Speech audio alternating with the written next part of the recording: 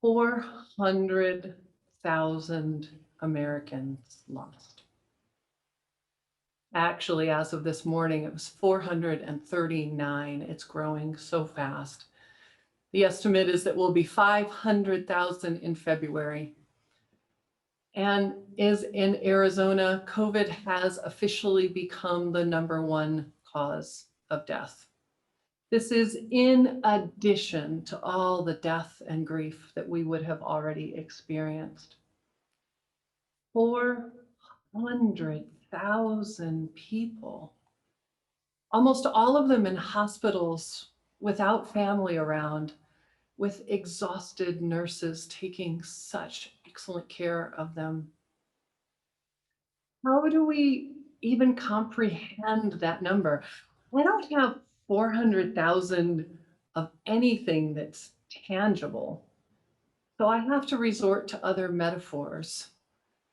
So let's see, 420,000 is the population of Minneapolis, Minnesota. 430,000 people is the population of Oakland, California. We are more than both of those. By February, we'll be at 500,000. That's the population of Atlanta, Georgia. Or to make it even more local, we take all of the people in Mesa, Arizona, and double it. Or in Scottsdale, twice. Let's make it relevant to Unitarian Universalism. It is the entire population of Unitarian and Universalists in the United States. We are a denomination that is 100,000 people strong. Well, that we know of. That's just to be clear. The death is 4 times over of that. Let's make it hyper-local now. Our sanctuary holds about 275 seats when it is completely filled. Now that's like a Christmas filled, okay? So picture that with a lot more chairs there.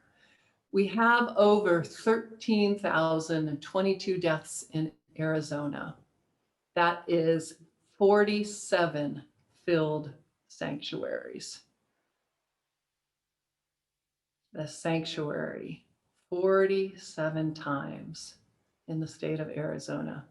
If we look at the United States, we've had over 439,000 deaths. That is over 1,596 filled sanctuaries. Whew, that's a lot. And I feel like it's important that we can kind of put some kind of context around those numbers. And I'm not going to give you words of wisdom for how to process all this loss because I don't actually know them. But I think it's really important that we recognize how big these numbers are and that we don't try to minimize it. And that we recognize the toll that it takes in our collective psyches, our collective consciousness, and in our bodies. Last week at the inauguration, churches were asked to ring their bells for those who had been lost. This is a compilation of UU congregations that participated. I want you to imagine how long it took for all of these churches to ring their bells 400 times, each ring representing 1,000 people lost.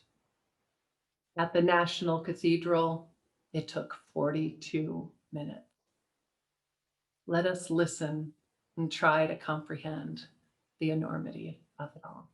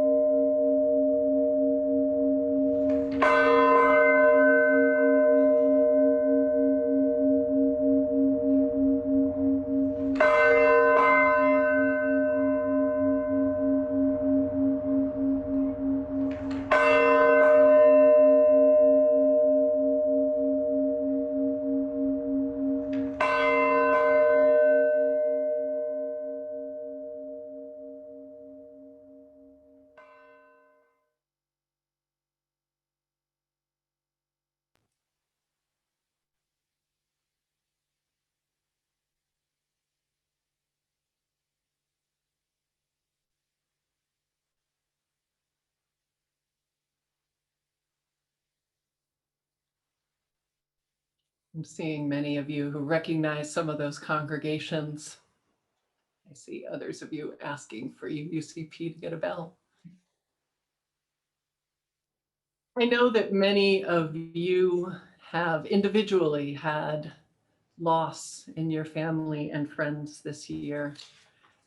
And some of you are still grieving from deaths from which you will never recover. Grief is always a difficult emotional process, and this year has made it even more difficult. Not being able to visit, not being able to go to the hospital, not being able to grieve in the same ways. I want to talk about the loss of memorial services because that's an area where I'm seeing a lot of change. Now, not everyone chooses to have a memorial service, and that's fine. But for those who have, there was kind of a predictable pattern after someone you love died. The calls would go out, the funeral or memorial service would be announced, and the people would gather. For many, the memorial service might be weeks or months later, but there was still a plan for something to commemorate it. The hallmarks of a service were hugs and food and tears and live music and a lot of gathering, casseroles. Now there are none of those. Worse for many, many just aren't having any kind of service at all, leaving a huge hole where a ritual should be, or planning one for a time when we don't know when it will be, when we can all gather again. I'm going to say it now. I strongly recommend an online memorial service, and there are a lot of ministers who are learning how to do this well. Even if you plan on having an in-person gathering afterwards, the ritual of looking at photos, sharing memories, and consoling each other is very desperately needed. The online services I've seen have been intimate and sweet and radically inclusive. Grief is always difficult, but COVID grief is just more so. There are so many people who didn't get to say goodbye the way they were wanted. There are so many who have complexities and questions around what happened at the hospital because it was an overwhelmed system. There are so many who lost a friend without getting to tell the family how much they meant to them. For others, the death doesn't seem real because there weren't the usual markers to recognize it. And so many are grieving alone in their homes without community around them. Grief stays with us for a long time. But I think COVID grief, because how we have been experiencing it, will be lingering even longer. I know that I will feel it all over again when we gather in person without Ruth Brownstein there to greet us, or without Nancy Beach clasping my hands after the service. If you remember early in the pandemic, I called this pandemic liminal space. It's the space in between. We are still in between in our grief. We are in between what was normal, what we naively took for granted, and what it will be, which will be a totally different normal that we can't yet picture. UU minister and a colleague and friend of mine, Amy Carroll Webb, wrote a song about the in-between just after the assault on the Capitol. And her words give us space for the liminality of this time.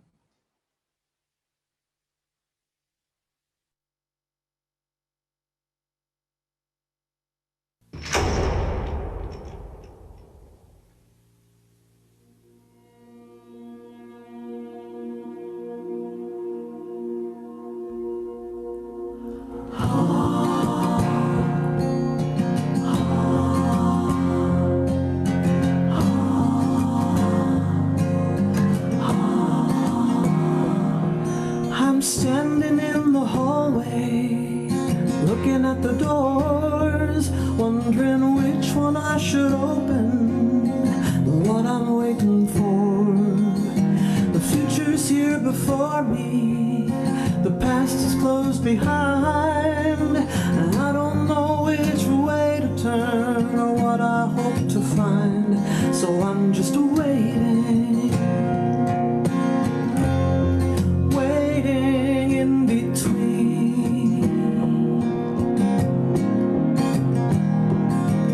I'm standing at the window, staring at the sky, watching the horizon, wondering which way I should fly.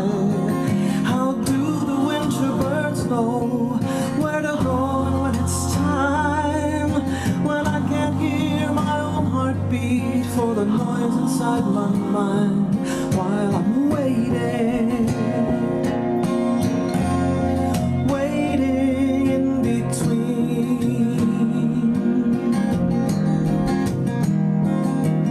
Every day's a brand new question, another river yet to cross. I'm hoping for the courage to stay just a little lost.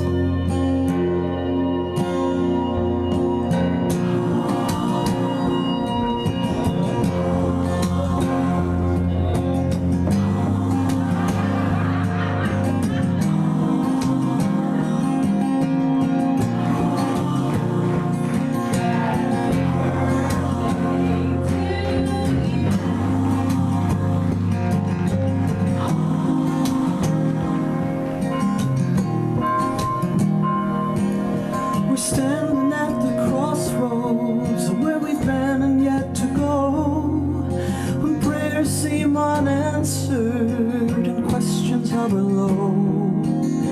A story's found an ending, but the new one's not begun. The truth is in the silence before the song is sung, while we're waiting, waiting in between.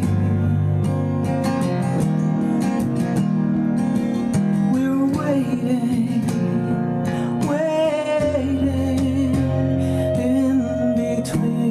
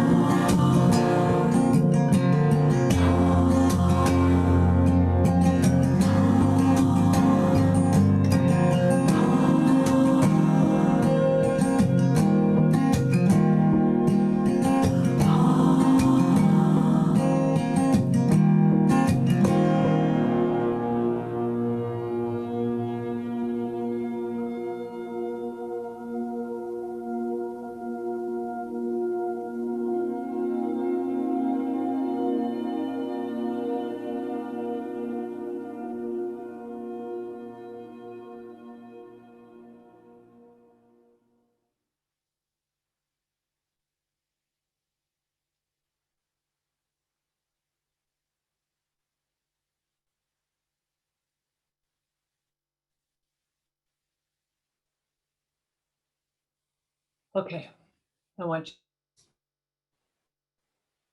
you, like really, I want you to take a deep breath. See if you can fill up your whole lungs, push it down. This is a lot to take in. And for all of this, it's hard to process it. And yet marking it is important. Because it's not just loss of life. There are other losses included here. There are losses that we have that are due to situations outside of our control, like a pandemic. These are the losses that many people say something like, well, I shouldn't complain because at least we're all still healthy, or I know it's worse for other people. And let me just be very clear. Minimizing these losses for yourself does not make them easier for you or for anyone else. In fact, not naming them can sometimes make it harder because it is difficult to deal with something that we don't acknowledge. This ambiguous loss can be minor, like not getting to go shopping or getting to go out to dinner, or make you sad, like not being able to travel. But it gets even harder when it affects our relationships, like not getting to see family members. And I saw so much of that in your chat. There are so many events that haven't happened: graduations, weddings, reunions, just visits. There's the loss of normalcy, the feeling that everything just feels like it takes more time, more energy, more emotional investment. I will remind you again that this is not the suffering Olympics. You do not get an award for denying things you have lost, nor do you help anyone else who is suffering more by not dealing with your own emotions. This is not a competition. As we saw from our meditation and from Gary's reflection, there are a wide range of losses in this category. And rather than small ones that shouldn't bother us all that much, they all seem to pile up on top of each other.